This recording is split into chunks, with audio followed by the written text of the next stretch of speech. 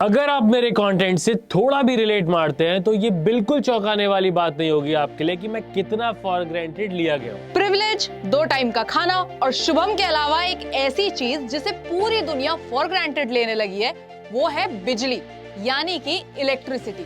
जिस घर में 2 साल का बच्चा लेटेस्ट आईफोन पर गेम लोड ना होने पर माँ बाप पे आंखों से सवाल उठाने लगता है, उस घर में बिना बिजली के जीवन हमसे तो नहीं सोचा जाता। 2 साल का बच्चा छोड़ो, हमारे करियर पूरे के पूरे सिर्फ इस बात पे डिपेंडेंट है कि घर में लाइट रहे, फोन में बैटरी रहे और वाईफाई सही चलता रहे। इनमें से कुछ भी बिना इलेक्ट्रिसिटी के तो नहीं हो पाता। हम पर एक और बार जिज्ञासा हावी हुई और हमने समझने की कोशिश की कि जिस चीज पे हम इतने डिपेंडेंट हैं, वो हमारे घर तक आई कैसे। जितना ऐशो आराम से चलते हम बटन दबा के खाना पानी गर्म कर देते हैं, लैपटॉप को ओवरचार्ज कर देते हैं, और तो और 15 सेकंड में ग्राउंड से 15th फ्लोर पर ना पहुंचे तो बीपी ऊपर नीचे कर लेते हैं, उस बटन के पीछे कितना कुछ हो रहा है ये जान के हमें तो बहुत फील आई।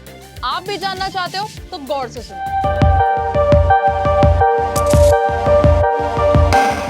दिनेश कार्तिक के करियर की तरह घर तक बिजली पहुंचने के भी 3 फेज होते हैं: जनरेशन, ट्रांसमिशन और डिस्ट्रीब्यूशन। बेसिकली किसी भी प्रोडक्ट की तरह पहले बनाओ, फिर एक जगह से दूसरी जगह पहुंचाओ और वहां जाके फैला दो। अब बिजली बिस्किट नमकीन तो है नहीं कि ट्रकों में भर भर के दुकानों में पहुंचाई जाए, तो इसके लिए एक पूरा अलग सिस्टम स्टैब्लिश किया जाता है। पहला फेज होता है इलेक्ट्रिसिटी जनरेशन, बिजली बनाना।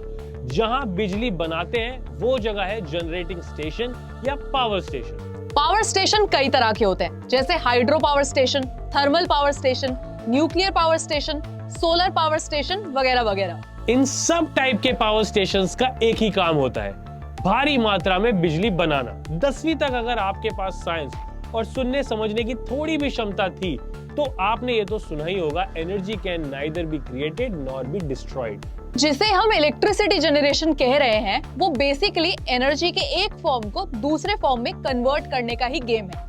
अब ये फॉर्म कुछ भी हो सकता है। न्यूक्लियर पावर स्टेशन में न्यूक्लियर रिएक्शन से जो इलेक्ट्रिसिटी जनरेट होती है, वहां से भी बिजली बनती है। थर्मल पावर स्टेशन में कोल, ऑयल, सीएनजी के कंबशन से बिजली बनती है। पर नया कंसर्न ये है कि इन सब पावर स्टेशन से धरती पे वही फर्क पड़ता है जो सलोनी के कंटेंट से लोगों के दिमाग पर, पोल्यूशन। क्योंकि बिजली के बिना और पोल्यूशन के साथ रहना दोनों ही अब प्रैक्टिकली अच्छे आइडिया नहीं है, तो ऐसे में काम आते हैं पोल्यूशन ना करने वाले बिजली के सोर्सेस। इसमें आते हैं सोलर पावर स्टेशन, जहां सूरज की रोशनी से बिजली बनती है। हाइड्रो पावर प्लांट, जहां पानी के मूवमेंट से बिजली बनती है।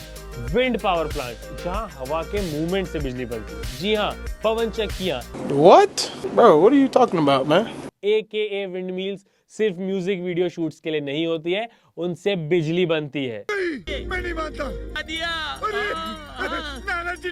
पावर स्टेशंस एनर्जी सोर्स जैसे कि पानी, कोल वगैरह के पास होना चाहिए, और इनके लिए उसी चीज की जरूरत है जो बेच के गुड़गांव के लौंडे मर्सिडीज खरीद रहे हैं, जमीन। इसी वजह से ये हमारे घरों से बहुत दूर होते हैं। जहां 30 बाई 30 के प्लॉट काटने बंद हो गए हैं, वहां 1000 एकड़ के प्लांट लगेंगे भी कैसे? क्योंकि पावर स्टेशन अल्टीमेट यूजर यानी हम और आप से बहुत दूर है, तो एक प्रोसेस से बिजली को वहां से शहर तक लाया जाता है, जो हमें लेके आता है हमारे दूसरे फेज पर, ट्रांसमिशन। पावर स्टेशन से बिजली हमारे करीब लाना। पावर स्टेशन में बिजली बनती तो है कम वोल्टेज पर, लेकिन ट्रांसमिशन के समय ट्रांसफॉर्मर्स की मदद से वोल्टेज बढ़ाना पड़ता है। क्यों? इसके 2 फायदे हैं। टेक्निकल फायदा यह है कि हाई वोल्टेज ट्रांसमिशन से बिजली का लॉस कम होता है, और इकोनॉमिकल फायदे से पूरा देश रिलेट मारेगा, बेहद ज्यादा पैसा बचता है।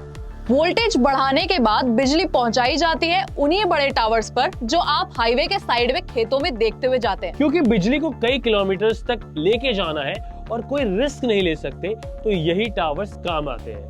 ये तारों को सपोर्ट भी कर देते हैं और उन्हें जमीन से भी दूर रखते हैं। अब हाई वोल्टेज वाली बिजली हमारे पास आ तो गई, पर इतनी वोल्टेज हमारे घर या दुकानें हैंडल नहीं कर पाएंगी, तो अब बिजली को पहुंचाया जाता है डिस्ट्रीब्यूशन सब स्टेशन पर। सब स्टेशन पर वोल्टेज इतना कम कर दिया जाता है कि घरों तक पहुंच पाए, और यहाँ से बिजली भेजी जाती है डिस्ट्रीब्यूशन पोल पर। यहाँ एक और ट्रांसफार्मर से बिजली का वोल्टेज और कम किया जाता है, फिर फाइनली छोटे बिजली के खंभों से लटकती हुई तारों से बिजली हमारे घर पर पहुंची जाती है।